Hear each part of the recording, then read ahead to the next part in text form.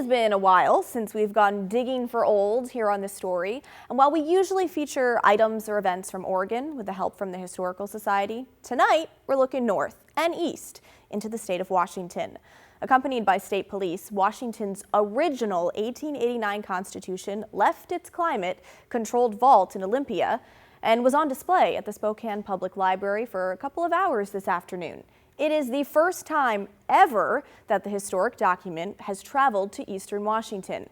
It's had 135 plus years to do it, but today was the day. The Constitution allowed Washington to become the nation's 42nd state. But let's take you through a little history. In early 1889, Congress passed the Enabling Act, which allowed Washington, Montana, and 2 Dakota territories, north and south, to be admitted into the Union.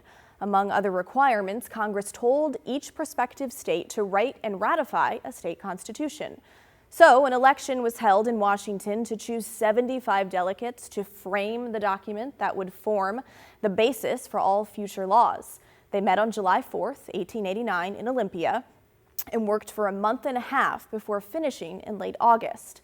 The last governor of the Washington Territory, Miles Moore, called for an election on October 1st of 1889 to ratify the newly written Constitution. It easily passed with more than 40,000 yes votes and just under 12,000 no votes.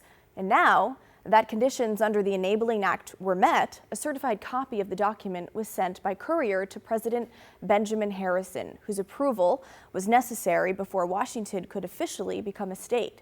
But several days went by without a response. Finally, a message arrived on November 4th, but it was not the news Washington Territory leaders expected. Turns out Governor Miles Moore forgot to sign the Constitution before it was sent to D.C. And without that signature, the president could not approve it. Well, that night, a new copy of the Constitution was made, written out word for word since no copy machines were available, obviously, signed by Governor Moore and sent to the president the next day. And then, just under a week later, on November 11th, 1889, this telegram arrived in Olympia, addressed to the Executive Mansion.